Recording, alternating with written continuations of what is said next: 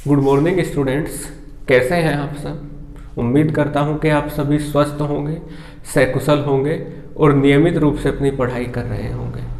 अब तक हमने अपने थर्ड चैप्टर में जाना है रेसिस्टेंस, करंट, रेसिस्टिविटी और ओम्स लॉज के बारे में, और फिर वहीं पर हमने नेक्स्ट कॉन्सेप्ट पढ़ा था थर्मल वेलोसिटी और ड्रिफ्ट वेलोसिटी। आज की इस वीडियो में जो हम पढ़ने वाले हैं आप उसको मान सकते हैं कि वो एक्सटेंडेड फॉर्म है ओम्स लॉ की। ओम्स लॉ की जो एक्सटेंडेड फॉर्म है, ये कह लीजिए कि ओम्स लॉ को जिस साइंटिस्ट ने एक्सपेंड किया, आज की इस वीडियो में हम वो सब डिस्कस करने वाले हैं। तो 1942 में जर्मन साइंटिस्ट किरचॉफ ने ओम्स लॉ को एक्सटेंड किया। एक्सटेंड करने के बाद उसने हमें दो बातें बताई। उससे पहले मैं आपके साथ डिस्कस करना चाहता हूं एक बार फिर से कि ओम्स ने हमें क्या बताया। जो हमारे साइंटिस्ट थे जॉर्ज साइमन ओम, उन्होंने बताया था कि किसी भी कंडक्टर से जो करंट पास होगा वो डायरेक्टली प्रोपोर्शनल होगा इस कंडक्टर के एंड्स के बीच के पोटेंशियल डिफरेंस के।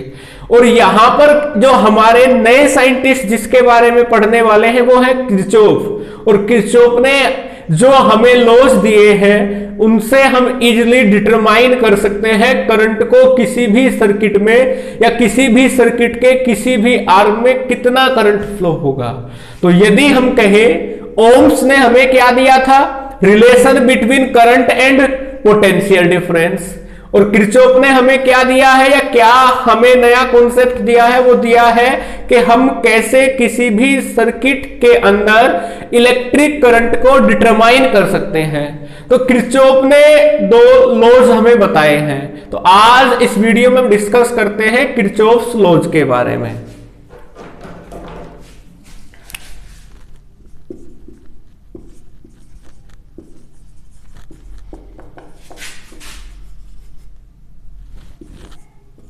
किरचॉफ्स लॉज के बारे में अब हम डिस्कस करने वाले हैं। तो किरचॉफ ने दो लॉ दिए हैं। मैं लिखता हूं first law.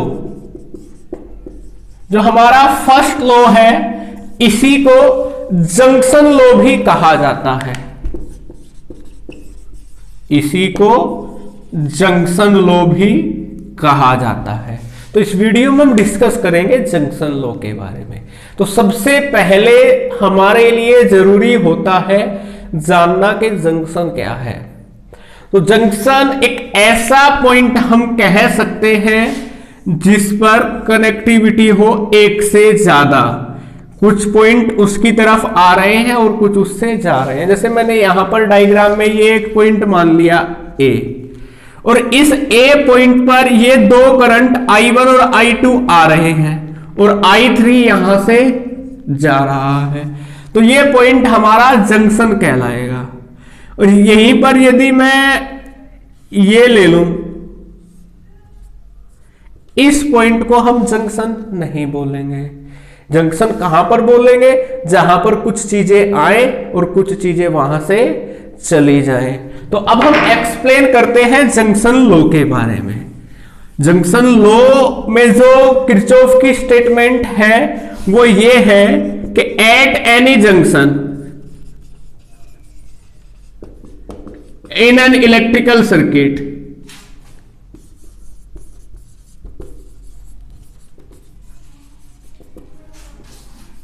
The sum of the algebraic sum लिखें वो ज्यादा बेटर रहेगा। The algebraic sum of currents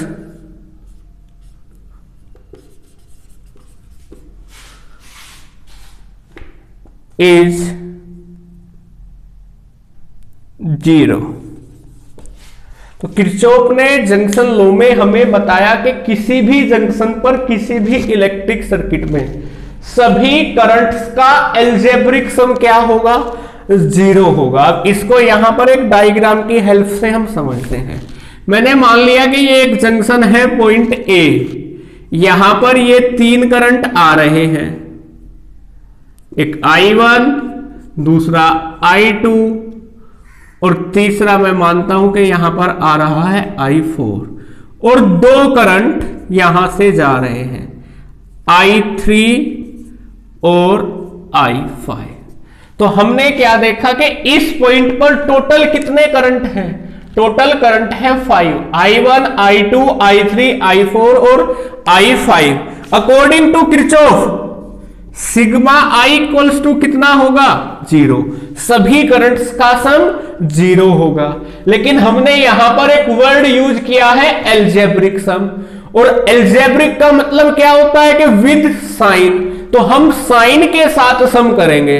जैसे वेक्टर सम हमने किया है फर्स्ट चैप्टर में, वेक्टर सम में क्या करते हैं? डायरेक्शन के साथ ऐड करते हैं। और एल्जेब्रिक सम का मतलब क्या होता है कि साइन के साथ ऐड करेंगे। तो यहां पर साइन हमें लेना है सभी करंट का। मैं मान लेता हूं कि जो टूवर्ड्स पॉइंट है वो पॉजिटिव है, और जो है अवे फ्रॉम पॉइंट, जो पॉइंट से दूर जा रहा है, जंक्शन से दूर जा रहा है, वो नेगेटिव है। तो यहां पर I1 प्लस I1 हो जाएगा, I2 भी प्लस I2 और I4 प्लस I4। लेकिन I3 और I5 कैसे हो जाएंगे? माइनस के हो जाएंगे। अब इन सभी का सम यानी कि I1 plus I2 plus I3 plus I4 plus I5 equals to 0 होगा। देखिए मैंने यहां पर I3 और I5 को ब्रैकेट में लिया है माइनस साइन के साथ। इसका रीजन यही है कि ये जंक्शन से दूर जा रहे हैं, बाकी करंट जंक्शन की तरफ आ रहे हैं। अब ये प्लस माइनस माइनस हो जाएगा, तो सिंपल इक्वेशन बन सकती है I1 plus I2 plus I4 minus I3 minus I5 equals to 0। यहीं से यदि मैं आगे लिखूं तो ये जो नेगेटिव वाले करंट से इनको ले जाता हूं दूसरी साइड यानी कि राइट साइड में। तो हमें क्या मिल जाएगा? हमें मिल जाएगा I1 plus I2 plus I4 equals to I3 plus I5। अब I1, 2 और 4 को देखते हैं। वो क्या है? पॉइंट की तरफ आ रहे हैं, जंक्शन की तरफ आ रहे हैं। और I3 और I5 क्या है? जंक्शन से दूर जा रहे हैं। तो हम यहां पर लिख सकते हैं टोटल इनकमिंग इक्वल किसके होगी? हमेशा टोटल आउटगोइंग। और ये टोटल इनकमिंग और आउटगोइंग का मतलब यहां पर करंट से है, नेट करंट से। तो किरचॉफ फर्स्ट लॉ मैं उम्मीद करता हूं कि आप सभी की समझ में आ गया होगा। एक बार फिर मैं इसको रिवाइज करता हूं। किरचॉफ ने बताया कि किसी भी इलेक्ट्रिक सर्किट में किसी एक पॉइंट पर टोटल जितने करंट्स होंगे उन सभी का एल्जेब्रिक सम कितना होगा? 0 होगा। अब वहां पर जरूरी था जंक्शन क्या होता है। तो जंक्शन एक ऐसा पॉइंट होता है जहां पर मोर देन 2 करंट आ रहे हो या वहां से जा रहे हो। इसको समझने के लिए हमने एक डायग्राम लिया था। पॉइंट ए मान लिया जिस पर क्या है? ये 3 करंट I1, I2 और I4 आ रहे हैं, I3 और I5 यहां से दूर जा रहे हैं।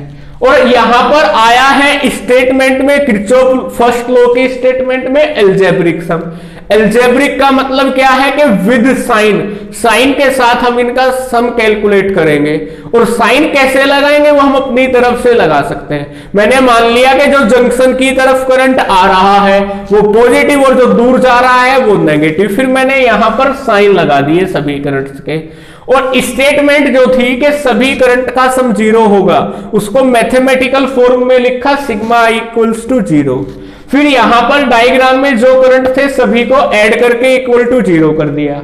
ये प्लस माइनस माइनस, ये भी प्लस माइनस माइनस। तो I2, I1 और I4 पॉजिटिव है, 3 और 5 नेगेटिव है। इनको ले गए दूसरी साइड। दूसरी साइड ले जाने के बाद हमें ये स्टेटमेंट मिली I1 plus I2 plus I4 equals to I3 plus I5। इसमें फिर हमने डायग्राम में देखा कि ये जो एक साइड है लेफ्ट साइड में है वो सारे जंक्शन की तरफ आने वाले करंट है और राइट साइड में जंक्शन से दूर जाने वाले करंट है। तो फिर हम कह सकते हैं कि टोटल इनकमिंग करंट किसी भी जंक्शन पर टोटल आउटगोइंग करंट के बराबर होता है।